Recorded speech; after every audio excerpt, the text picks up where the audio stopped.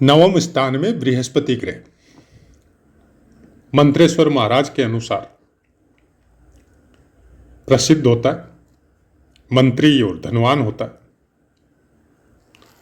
पुत्रवान, धर्म कार्य करने के लिए हमेशा उत्सुक, और भी जितने विद्वानों की पुस्तकें हैं, क्योंकि भाग्य का कारक भी गुरुदेव को कहा गया है। तो वो सब ने, किसी ने भी नवम स्थान में प्लेस गुरुदेव के कोई खराब फल किसी ने नहीं बताए। लेकिन ये सब भावाश्रय फल है या कालपुरुष की कुंडली अनुसार फल है, और हम लोगों की यात्रा चल रही है करक लगन की, तो उसके अनुसार कैसे फल होंगे वो इसी वीडियो के नेक्स्ट पार्ट में हम लोग चर्चा करेंगे। जय माता की मित्रों, आज चर्चा करते हैं करक लगन में अगर नवम स्थान में गुरुदेव विराजमान हो तो किस तरह के फल हम लोगों को प्राप्त हो सकते। नवम स्थान में इनकी अपनी मीन राशि आएगी,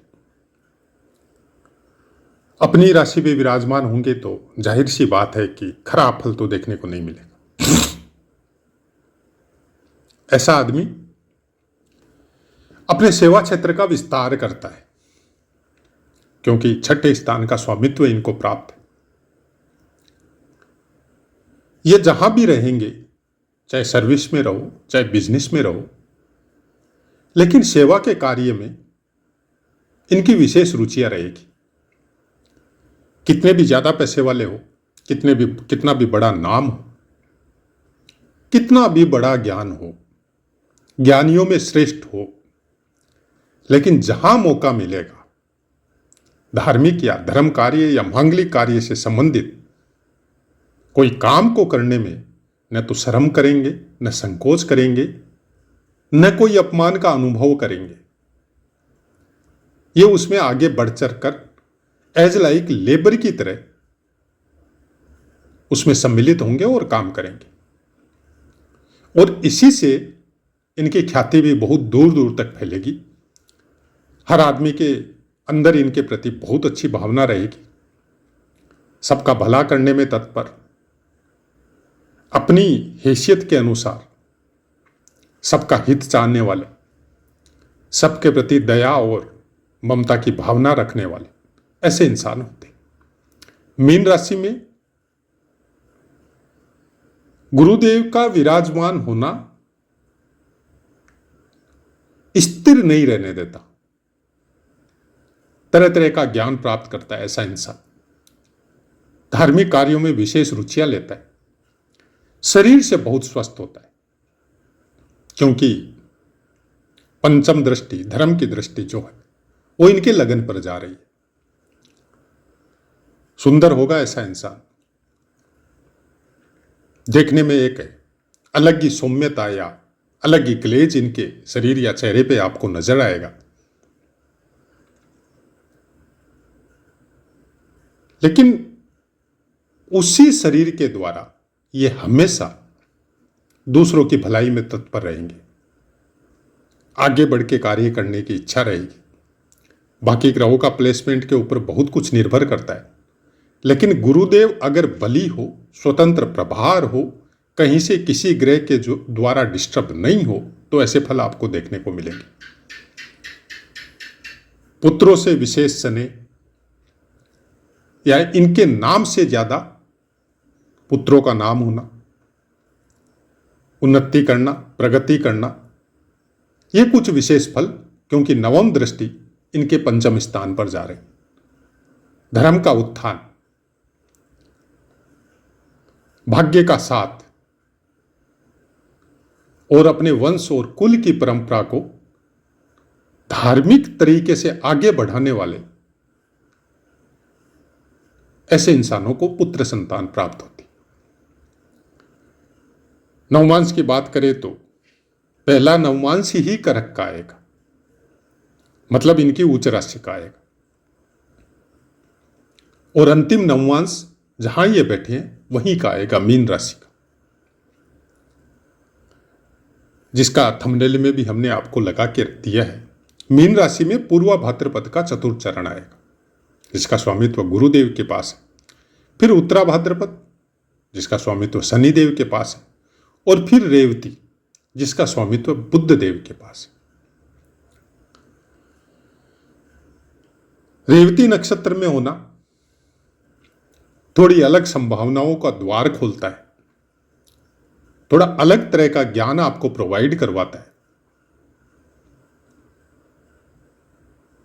लेकिन बाकी शनि या गुरु के नक्षत्र में होना पूर्णतः धार्मिक और आध्यात्मिक होने की प्रवृत्ति आपको प्रदान करता है।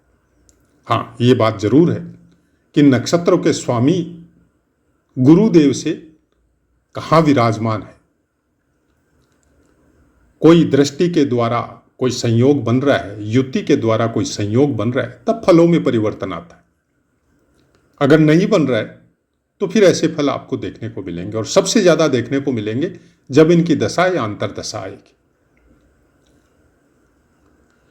गुरुदेव के बारे में अगर हम लोग भौतिक जीवन में, भौतिक जगत में गुरुदेव के प्रभुत्व को अगर समझें तो आपके सब कार्य में सब जगह गुरुदेव की प्रधानता रहती। इसलिए संसार में या हम लोगों के दैनिक जीवन में यह चलन भी शुरू हुआ था कि गुरु का स्थान सबसे ऊपर है, और ज्योतिष में भी कमोबेश यही देखने को मिलता है। बहुत से स्थानों का कारकत्व गुरुदेव को प्राप्त है, बहुत से स्थानों में ये कारक होते हैं। बहुत सी चीजों का स्वामित्व है जो भौतिक जगत में हम लोगों को चाहिए, पत्नी, पुत्र, धन, भाग्य, धर्म, यह सब कारकत्व गुरुदेव के पास है। जिस इंसान का भी गुरु बली हो, योग कारक हो, या फिर अपने कर्म और संस्कारों के द्वारा उसको बली बना दिया गया हो किसी जातक के द्वारा, चाहे वो खराब स्थानों का ही स्वामित्व हो, तो भी फिर गुरुदेव के फल अच्छे प्राप्त होते। प्रारब्ध का बहुत बार बताया हमने, प्रारब्ध का अपना एक नियम है जो हम लोग लेके आए हैं, बैंक बैलेंस। उस बैंक बैलेंस का अपना नियम है, उस समय अनुसार आपको प्राप्त होता है। दशा, महादशा और गोचर इसके लिए उत्तरदायी होते हैं।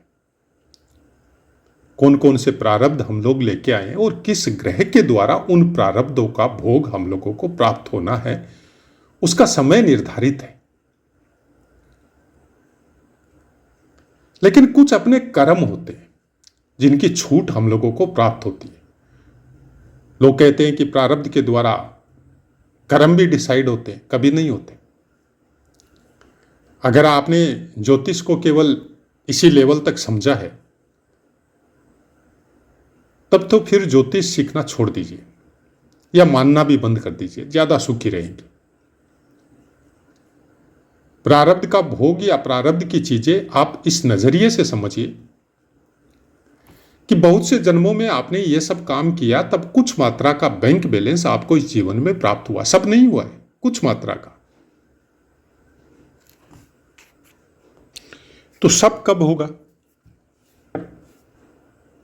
उसके लिए आपको अपने आप को काबिल बनाना पड़ेगा।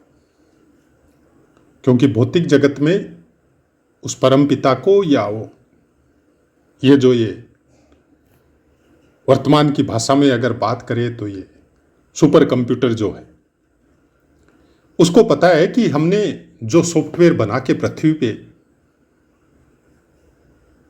डिप्लॉय किया है, उस सॉफ्टवेयर की इतनी ज्यादा हैसियत नहीं है कि वो प्रारब्ध के 100% फलों को भोग सके।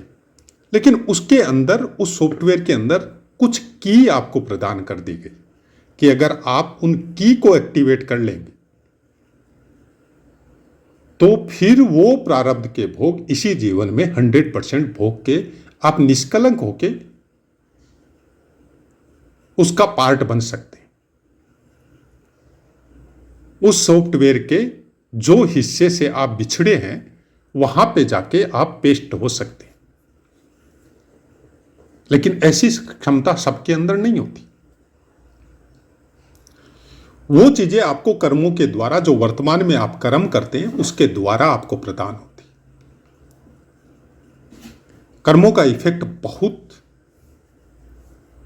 जबरदस्त तरीके से आदमी के प्रारब्ध के भोगों को ऐड और लेस करता है। क्योंकि जो प्रारब्ध आपको मिला है, जो बैंक बैलेंस आपको मिला है, किसी जन्म में तो आपने नए किए होंगे, तो वैसे ही जब आप इस जन्म में कुछ नए करेंगे, ऐसा तो है नहीं कि सब कुछ आपको जैसा मिला है वैसा ही भोग रहे हैं। नहीं, ऐसा कुछ नहीं होता। अगर ऐसा होता तो फिर ज्योतिष की जरूरत नहीं थी, न वेद पुराणों की, न भक्ति की, न अध्यात्म की, न योग क्रिया की, किसी भी चीज की जरूरत नहीं थी। क्योंकि हम लोग अगर इस भावना से अपने जीवन को गुजार रहे हैं कि फिक्स है, ये मिलना है, मिलेगा, तो वो अध्यात्म के लेवल में तो ठीक है कि अपने को कोई चोट लगी, हम लोगों को कोई विशेष उसके प्रति कोई तकलीफ नहीं हुई, क्योंकि हम लोगों के मन में ये रहा कि ये प्रारब्ध का भोग है, भोगना पड़ेगा। लेकिन अगर नेक्स्ट लेवल में इसको लेके जाते हो कि ऐसा ही होगा, हम अगर बुरा कर्म कर रहे हैं तो मेरे प्रारब्ध में लिखा है, ऐसा कुछ नहीं होता। प्रारब्ध में आपको भोग भोगना लिखा हुआ रहता है। प्रारब्ध में आपको अपने बैंक बैलेंस को यूज करना लिखा रहता है। बुरे कर्म करना नहीं लिखा है, भोगना लिखा है। बुरे कर्मों का फल भोगना लिखा है। बुरे कर्म करने के लिए प्रारब्ध नहीं मिलते कि हम किसी को चोट पहुंचा रहे हैं, किसी को दुखी कर रहे हैं, किसी को आतंकित कर रहे हैं, वो प्रारब्ध नहीं होता। फिर वो आप एक नया कर्म डिसाइड कर रहे हैं, नए कर्म बन रहे हैं आपके, वो उस बैंक बैलेंस में जुड़ेंगे, या कुछ हिस्सा इस जीवन में भी आपको यहां पे भी देखने को मिलेगा। तो गुरु ग्रह वो ज्ञान प्रदान करते हैं आपको धर्म स्थान में प्लेस होके कि उन चीजों को आप कैसे काट सकते हैं, उन चीजों के प्रति आप किस तरह से सतर्क हो सकते हैं, उन बातों के प्रति जो आपके गलत बैंक बैलेंस बन के आने वाले जीवन में आपको दुखी करेगा, उन चीजों से आप कैसे दूरी बना सकते हैं। ये गुरु ग्रह का काम है। बोलते हैं ना, पंचम स्थान आपके ज्ञान का है और द्वितीय स्थान आपकी बुद्धि का है। ज्ञान और बुद्धि में बहुत बड़ा डिफरेंस है। बुद्धि आपको भौतिक जगत से जोड़ती है और ज्ञान आपको आध्यात्मिक जगत से जोड़ता है। बुद्धि और ज्ञान सम्मिलित होके अगर पॉजिटिव वे में है तो आप भौतिक और आध्यात्मिक दोनों के साथ तालमेल बैठा सकते हैं। नहीं तो बुद्धि एक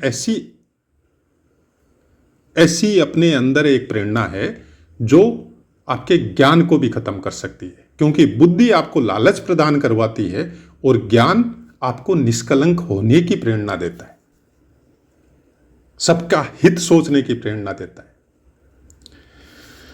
तो आशा है मित्रों पाठ समझ में आया होगा। वीडियो को ज्यादा लंबा नहीं करते हुए वाणी को विराम देते, आपसे आज्ञा लेते। जय माता।